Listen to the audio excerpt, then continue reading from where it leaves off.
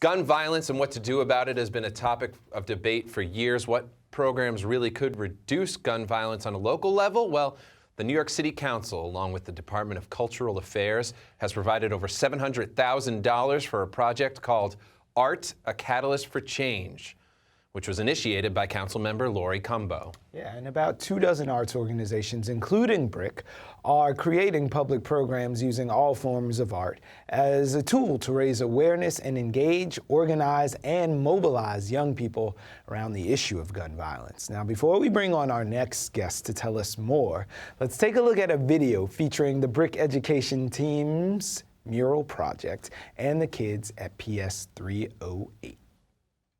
Just I need a small one. But a bullet is long. No, it's not. That's a sniper bullet. What drugs? Look, a bullet is like this. No, it doesn't really know how bullets. That's not how a bullet looks. I've seen a bullet. A bullet is like this. I got a phone. Why am I arguing with you? It's Bring like my phone. this. Exactly. That's how it is. Yes, it is, and then it's colored. Did I get on my? And then one part is like Gold or silver. roundish gold. Right.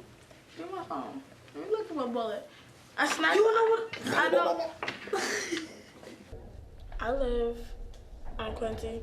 You live in the neighborhood. Mm-hmm. And do you feel like gun violence is an issue around here in the neighborhood?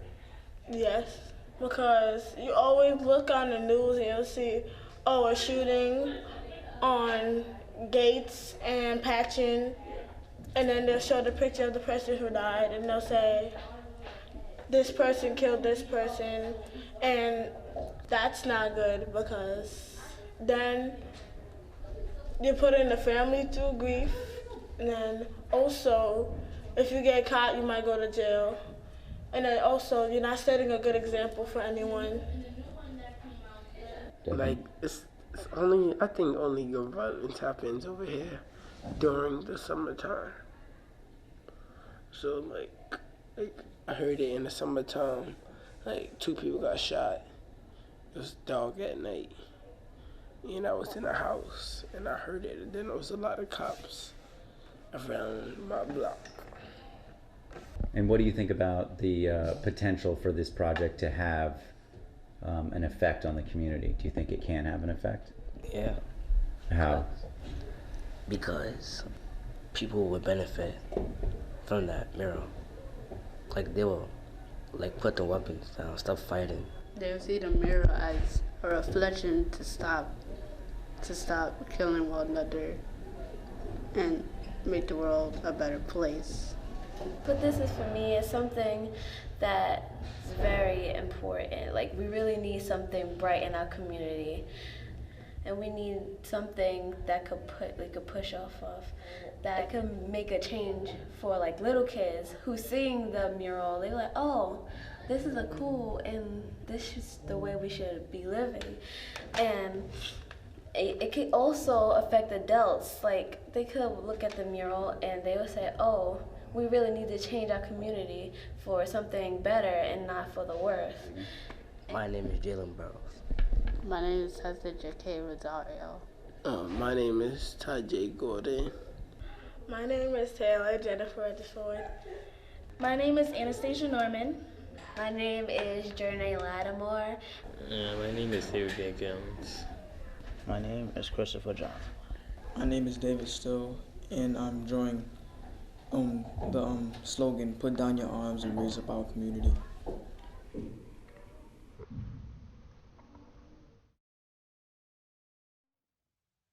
Just one of the projects and some of the kids involved in Art, a Catalyst for Change. Now let's meet the executive director of one of the participating organizations, Sundog Theater in Staten Island.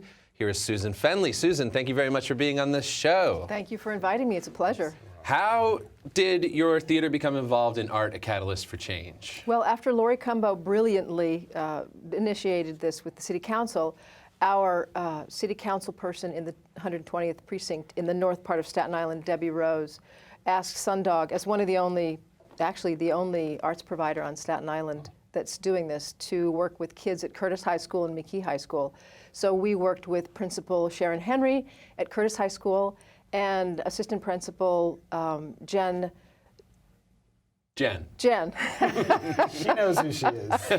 Shout out to Jen. Jen Corton at Curtis High School, and they helped us work with the kids there, and the kids they're great. They're so involved, and I think their lives are changing as a result of it.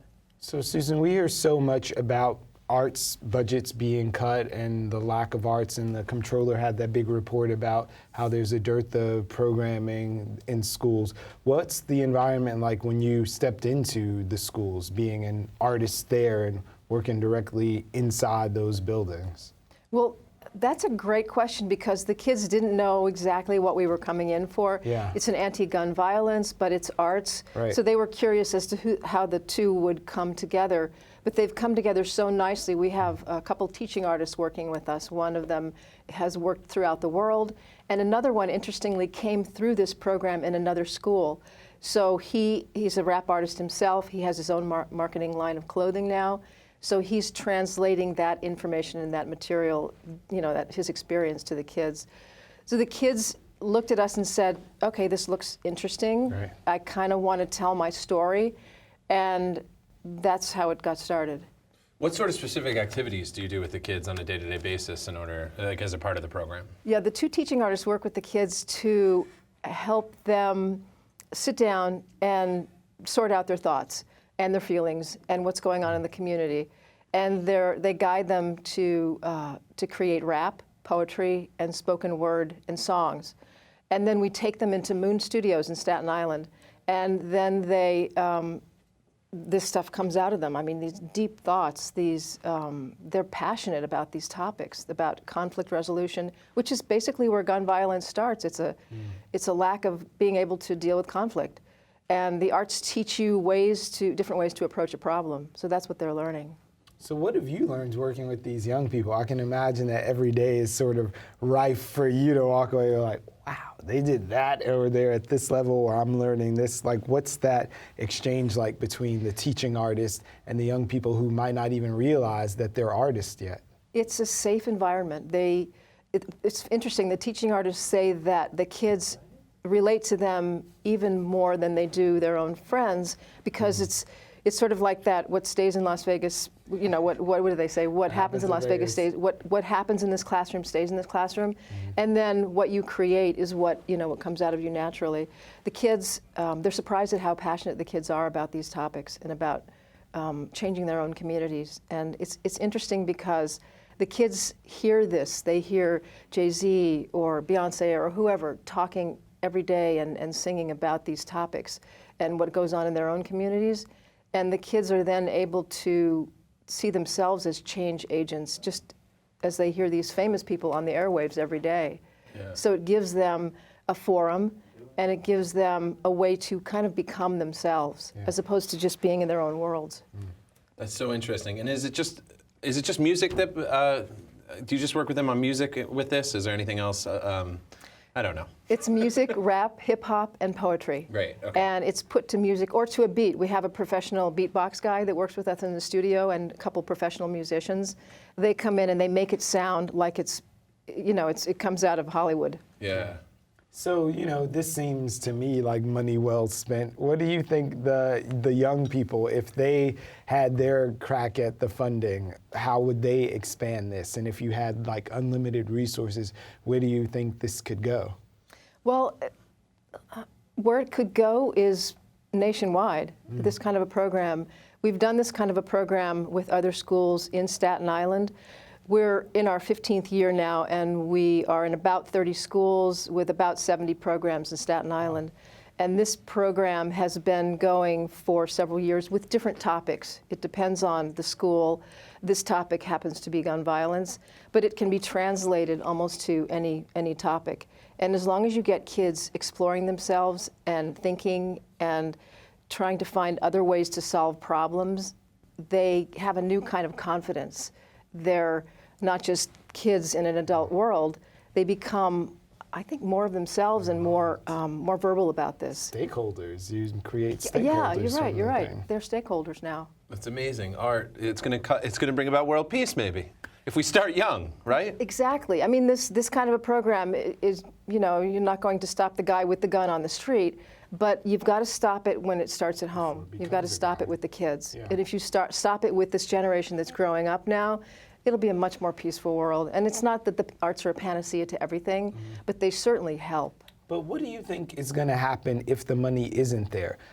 Kids don't have a lot of arts programming. I don't know how many Crayolas you get, that 64 box, how many and how long that lasts. But if programs like this weren't in the schools, what outlets do you think that young people would have when they're in that environment for the time that they're supposed to be there? I'm thinking if they go through a program like this, even if it's just once, like I said, one of our teaching artists went through this program once, and he has blossomed. He's a teaching artist He's now. a teaching artist now. He's getting paid to do this. He's getting a decent living wage to do this. He's got his own clothing line. He's a rap artist. He's all throughout Staten Island and Brooklyn doing his own thing. And he translates this to them, and it doesn't take years to get that message across. It takes one program. Although we'd love funding for year after year after year, you know, because then you'd reach more kids. But I think kids have more resources and more up here than we think they do, because they're so quiet about it. They only talk to their friends, and they don't really talk to the adults. So give them a tool. Exactly, exactly. Well, Susan, real quick in closing, why don't you tell us about the Sundog Theater and how people find you? Sundog Theater is located in Staten Island. We're at www.sundogtheater.org. We have programs throughout Staten Island and, in fact, throughout New York City, but mostly in Staten Island. We do arts, theater, music, and visual arts, as well as dance. And we have literacy programs that have helped raise test scores from 3 to 10 levels in kids. So it's very effective. The arts, I can't talk enough about it, as you can see. Well, thank you very much for the work that you do, spreading art and spreading peace. Thank you very much, Susan. Thank you for allowing us a forum. Yeah, our pleasure. All the better for your work. We appreciate it. Thank you.